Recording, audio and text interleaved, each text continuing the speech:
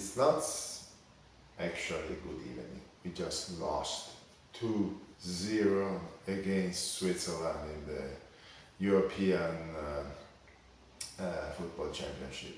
But anyway, life must go on. I am today in a wonderful place.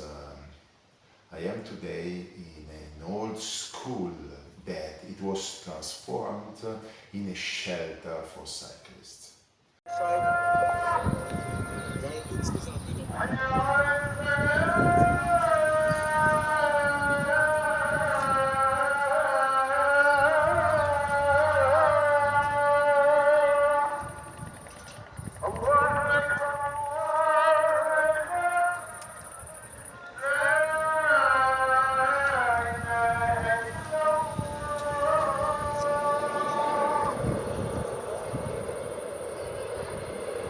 Guter Schussversuch nochmal. Das ist aber schon ein bisschen Verzweiflung von Pellegrini. Povera Italia. And I also by myself, I'm the only guest. And I can use this wonderful scenery of this kind of conference room.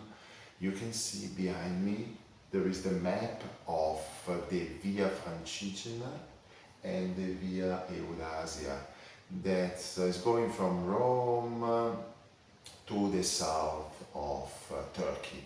And actually I have done it partially or completely, not exactly the same routes, but I'm also going from Rome to the south of Turkey as well. And this is a sort of sign that one way or the other we are going through the same routes of the old Romans, Greeks, Byzantines, and all the people that have been in this incredible part of our world. But today I want to tell you something different. I want to tell you the story of Biga. What is Biga? Biga is actually my bicycle. In Italian, bicycle is bicicletta. If you shorten it, is bici. But since I started having the passion of cycling, and we're talking about recent times, 4 to 5 years ago, I've been calling my bicycle Biga. It's interesting play of words. Viva la Biga, Forza Biga. This is what I'm using to make fun of my bicycle, but this has been called Biga from day one. And with my Biga, I've been going back and forth to my beloved Poetto beach.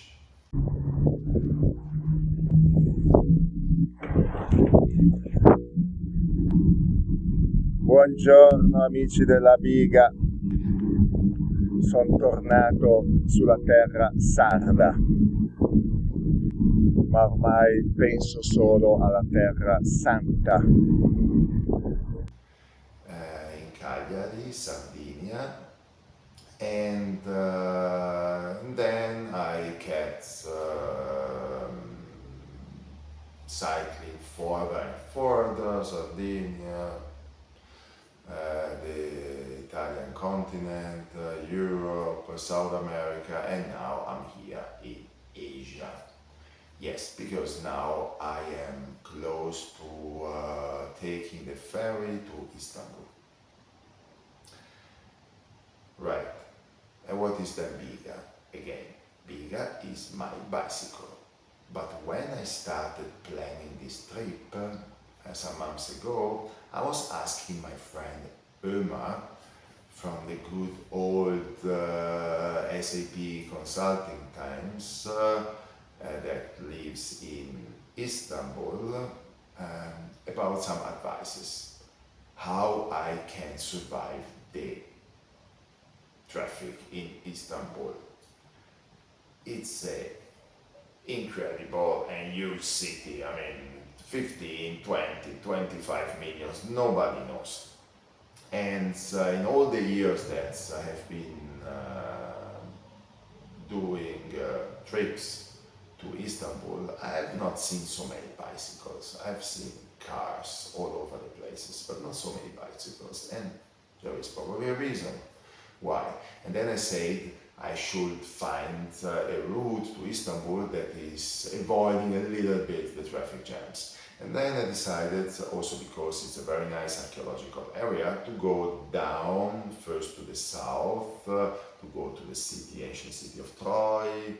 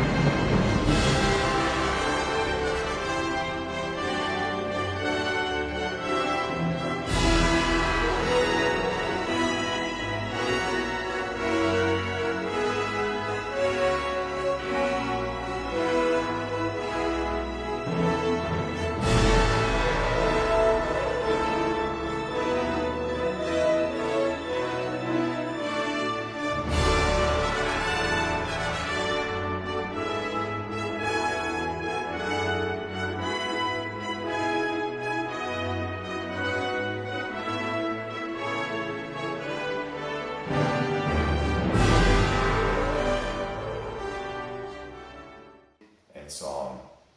And then up again, taking a ferry directly to, let's say, the European part of Istanbul to avoid major traffic jams. When I asked, discussing this plan with my friend Omer, he told me that it was a good plan, that was a good idea, to avoid the traffic, and that I was also passing by his hometown, that was not Istanbul, but a city in the southern part of Istanbul called Biga, written like Biga, like the Italian Biga, B-I-G-A. And I could not believe that the nickname I've been giving to my bicycle all the time was the hometown of my best Turkish friend. And then it was for me clear that I had to cycle by Biga, and this is what I've been doing the last days. I passed through Biga, where I met also other wonderful people like Ali, Omer's friend and his wife, wonderful, wonderful people. I have no words about the hospitality, the friendliness of the Turkish people in general, but also of Omer's family. Unbelievable. Full stop. But this is not it about Biga, because I left some days ago Biga, the city of Biga, cycling direction Bursa, where I am more or less today, and where tomorrow, after tomorrow, we'll take a ferry to Istanbul. Istanbul, Istanbul.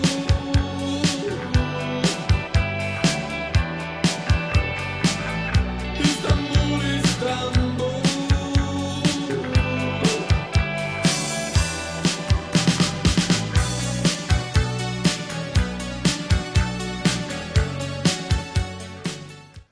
What happened some kilometers after I left the city of Biga? Cycling is a wonderful thing because you can really see everything. You can hear everything. You can smell everything. It's a perfect way of being into the nature.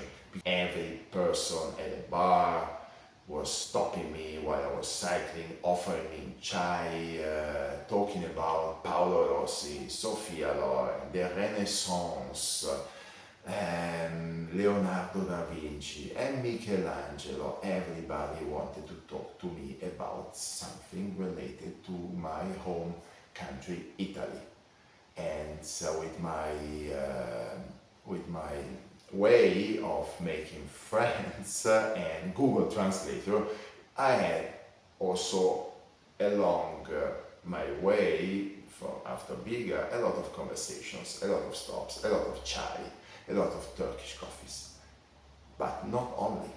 Suddenly, cycling, I heard about a small kitty. There was a kitty somewhere, and then I stopped and I saw a kitty that was going through, crossing the highway, the fast road that I was cycling on. And I stopped. I was catching in the last second this kitty going under a truck. Operazione salvataggio piccolo Ciube. Madonna mia, adesso dove ti metto? Lo devo mettere in qualche borsa. Lo metto da qualche parte, perché sono pazzeschi. Ti metto adesso in qualche borsa e ti porto alla prima stazione di servizio. Porco che... Aspetta, ti metto una borsa, aspetta. And I decided to take the little kitty with me. I put him in a very thin backpack that I have for emergencies or for shopping, and I put the backpack on my back.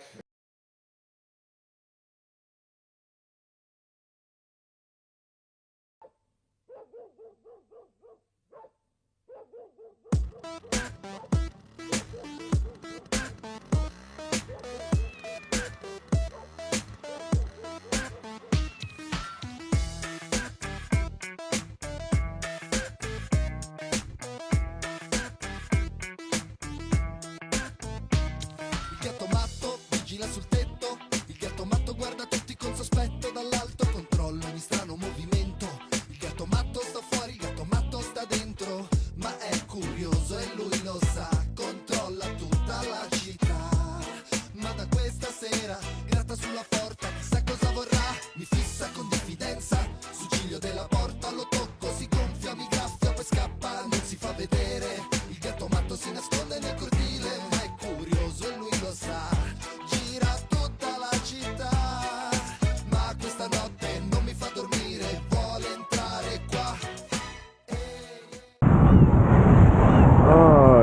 Operazione salvataggio gattino.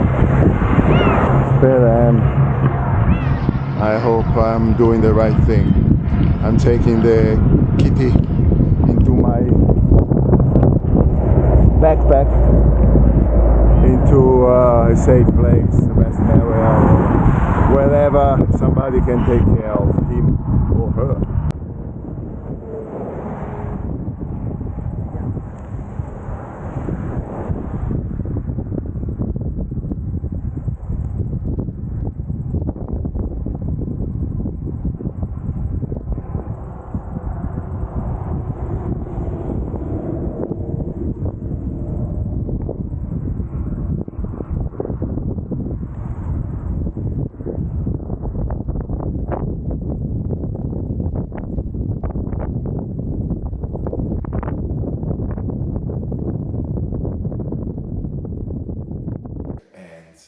Kitty was so scared that he was starting scratching through with fingernails through the backpack to my back. I mean, I'm full of scratches on my back, and I started cycling.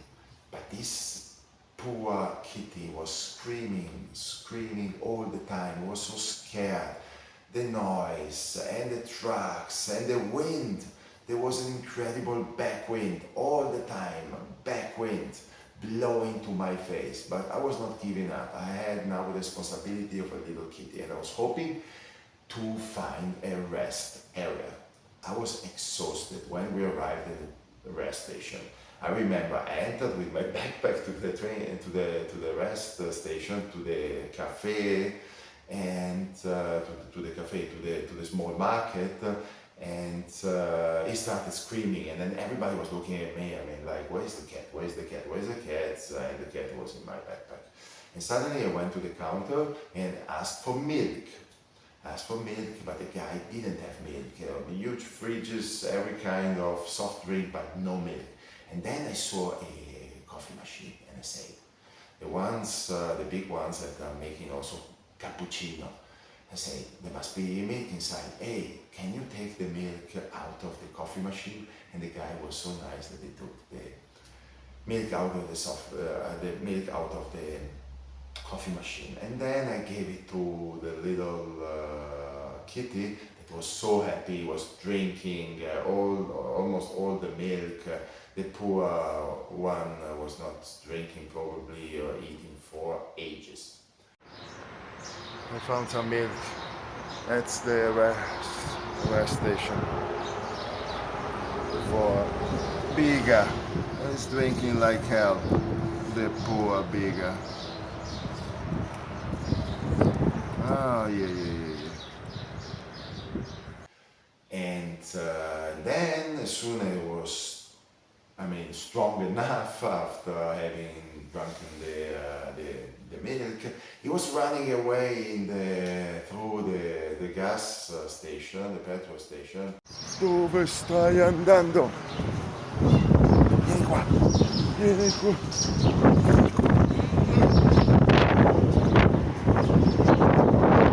Dove stai andando che ci sono le macchine lì? Torna qua.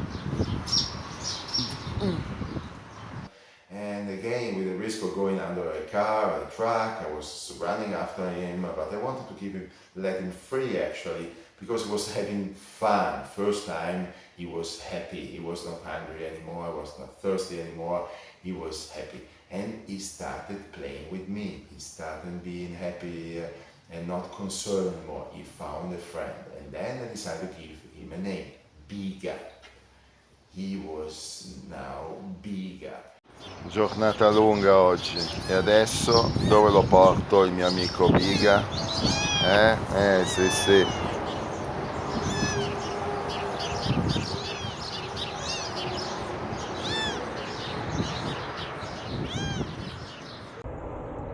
I'm here, man. Biga.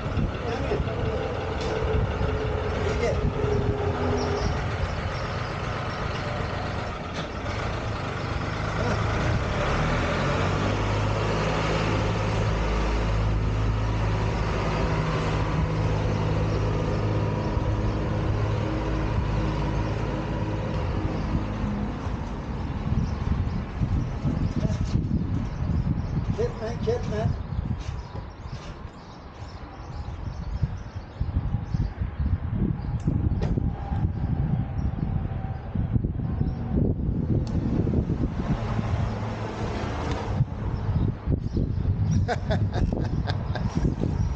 Bu tarafa gitmiyorsun, o yana gidiyorsun. Hadi bakayım. Maşallah. Oh. Thank you. Ya. Aha.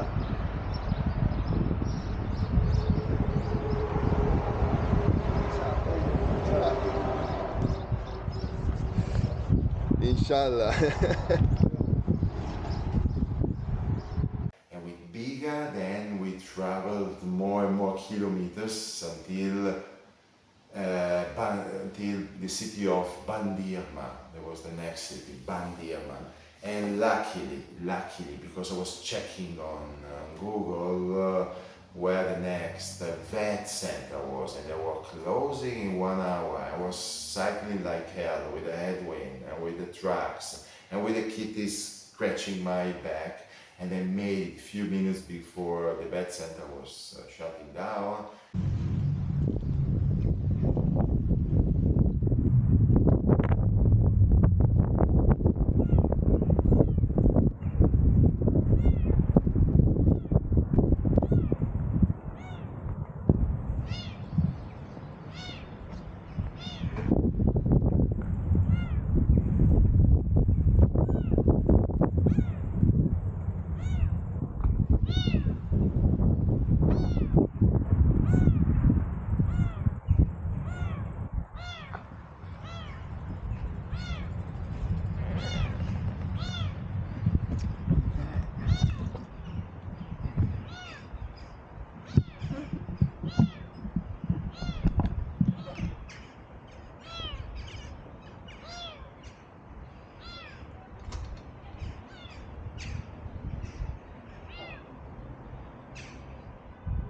I entered full of dogs, full of cats, and everybody was looking at my backpack where there was the screaming Biga. I left him out. I was running all over the places in this vet center.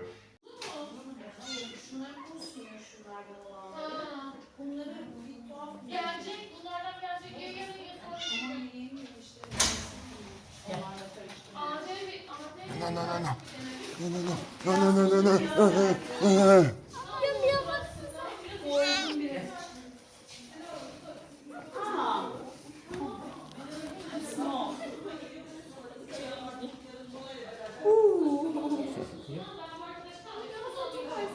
She was on the highway, she was going to be smashed by the trucks. She was in front of me.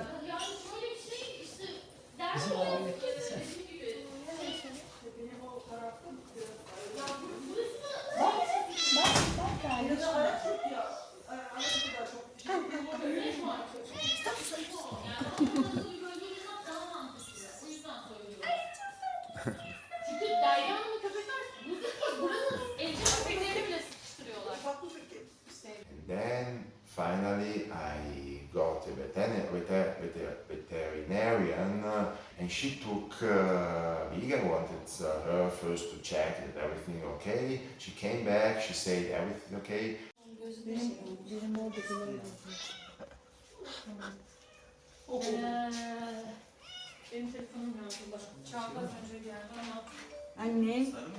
I asked her whether I could take Biga or give Biga maybe to somebody that was taking care of him or her. Actually asked her, he was a male, Biga was a male, and she said, just using again Google Translator, that she was going to keep Biga, and I was so happy, so happy. I left the veterinary center flying and happy that he found a new home. I made it. I left Biga, that is actually a male, to the veterinary here. She was happy to keep him. I'm happy too. I'm completely devastated by the headwind, by Biga scratching my back for 50 kilometers, but I'm happy. Ciao. But few minutes later, I was so sad that I was without my Biga. But this is the story. I started from Sardinia with a Biga, with my Biga. I passed through the city of Biga and I met the little Biga. All my journey is a Biga. In Italian we will say a bigata. And I will never forget this little kitty.